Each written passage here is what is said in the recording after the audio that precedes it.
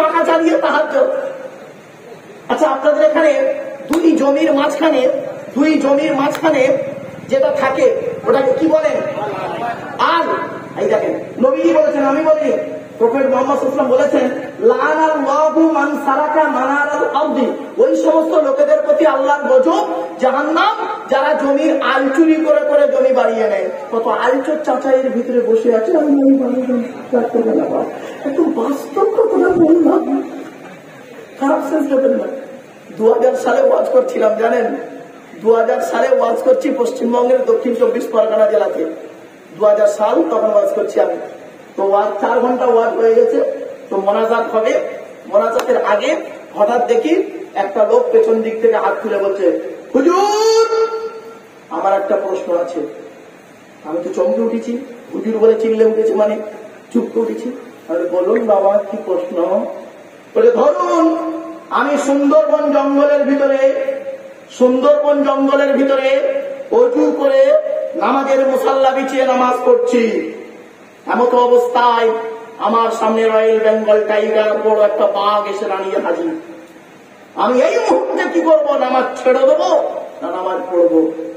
তখন আমি চিন্তা করলাম, এ মশলা তো কোরআনে নেই, হাদিসেও নেই, কথায় উত্তরটা আমাকে ব্রেন থেকে দিতে হবে।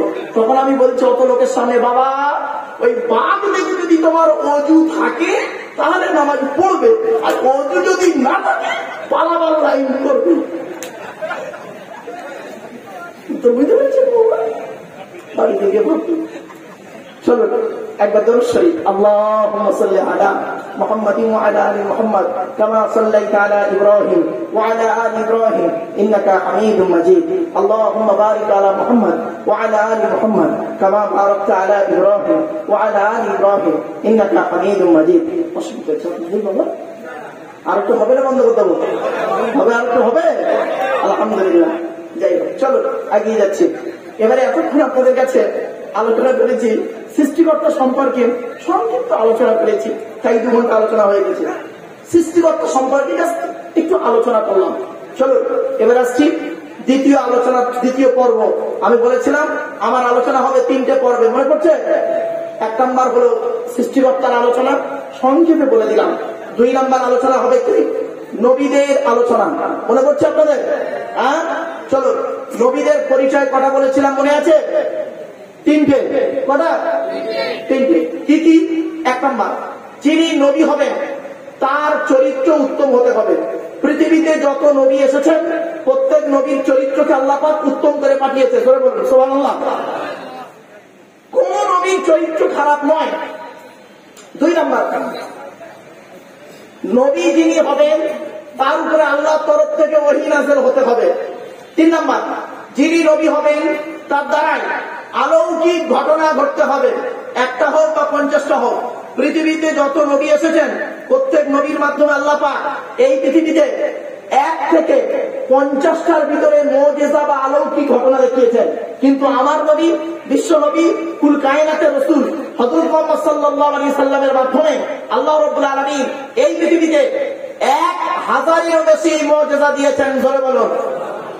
সেই 1000 অলৌকিক মুজিজার ভিতরে সর্বশ্রেষ্ঠ হলো কোরআনুল কারীম নাযিল করা। জোরে বলুন সুবহানাল্লাহ। চলো এবার আসছি হযরত মুহাম্মদ সাল্লাল্লাহু আলাইহি সাল্লামের পরিচয়টা আপনাদেরকে সংক্ষিপ্তভাবে দিয়ে দিচ্ছি। আচ্ছা, মুহাম্মদ সাল্লাল্লাহু আলাইহি সাল্লাম কোন বংশে জন্মগ্রহণ করেছেন? কুরাইশ বংশ। কুরাইশটা কে? কার নাম কুরাইশ? শুনে নিন, একটু বলে দিচ্ছি। মোহাম্মদের বাপের নাম আব্দুল্লাহ, আব্দুল্লাহর বাপের নাম আব্দুল মুত্তালিব, আব্দুল মুত্তালিবের বাপের নাম আব্দুল মান্নাফ, আব্দুল মান্নাফের বাপের নাম হাসেম, হাসেমের বাপের নাম কুসাই, কুসাইয়ের বাপের নাম কিলাব, কিলাবের বাপের নাম মুররা, মুরার বাপের নাম লুয়াই, লুয়াইয়ের বাপের নাম কাব, কাবের বাপের নাম গালিব, গালিবের বাপের নাম ফিগির, ফিগির থেকে কুরাইশ বংশ এসেছে। জোরে বলুন সুবহানাল্লাহ। নবীর বাপের নাম আব্দুল্লাহ, মায়ের নাম আমিনা, দাদার নাম আব্দুল মুত্তালিব, দাদির নামটা কি? নতিলা বিনতে খব্বাব ব্রাকেটে ফাতেমা, কেউ বলেছেন সামিরা। নবীর নানার নাম আব্দুল ওয়াহাব জুহরি, নবীর নানির নাম বারিরা বা বাররা, নবীর দুধবার নাম হালিমা, নবীর দুধ বাপের নাম হারেস, নবীর দুধ ভাইয়ের নাম আব্দুল্লাহ, নবীর বাপের নাম আব্দুল্লাহ, নবীর দুধ ভাইয়ের নাম আব্দুল্লাহ। দুটো যেন এক করে ফেলবেন না। নবীর জন্ম 570 খ্রিস্টাব্দে। ইংরেজি কি মাস ছিল? 29 আগস্ট। আরবি মাস ছিল রবিউল আউয়াল মাস। 12 তারিখ মতন 9 তারিখ সোমবার শোভেচ্ছা থেকে সময় আরবের মক্কা নগরী কুরাইশ বংশে নবীর জন্ম। নবীর বাপেরা হলো 10 ভাই, নবীর মায়েরা হলো 19 বোন। এইটা যদি কোনো বক্তা টেনে টেনে বলতো না, সুবহানাল্লাহ জুড়ে বলতো, ঠিক না দেখি?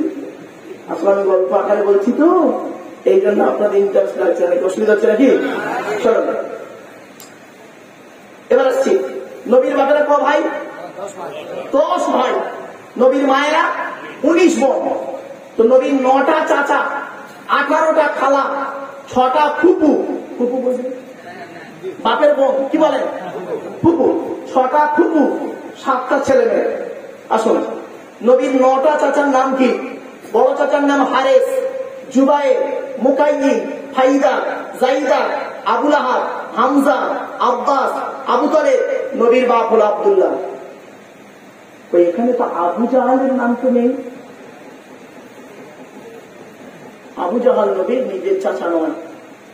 আবার ওয়াজ করে বেরিয়েছি, আবু জাহাল নবীর চাচা।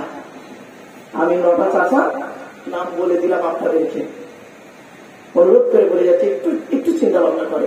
চলো, নবীর ছেলে মেয়ে হলো 7টা, 3টে পুত্র সন্তান, 4টে কন্যা সন্তান। 3টে পুত্র সন্তানের নাম কি? বড় সন্তানের নাম হলো কাসেম, কি বললাম? এই জন্য নবীর একটা নাম হলো আবুল কাসেম। আবু মানে পিতা, কাসেম ছেলের নাম। আবুল কাসেম, কাসেমের বাপ। 2 নাম্বার। দ্বিতীয় সন্তানের নাম হলো তাহের বা তৈয়েব। ছোট সন্তানের নাম হলো ইব্রাহিম।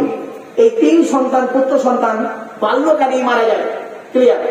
এবার আসছি 4টে কন্যা সন্তান। 4টে কন্যা সন্তানের নাম কি? বড় কন্যার নাম হলো জয়নাব, উম্মে কুলসুম, রোকেয়া। ছোট মেয়েটার নাম হলো ফাতেমা। এখানে একটি প্রশ্ন, তার উত্তর।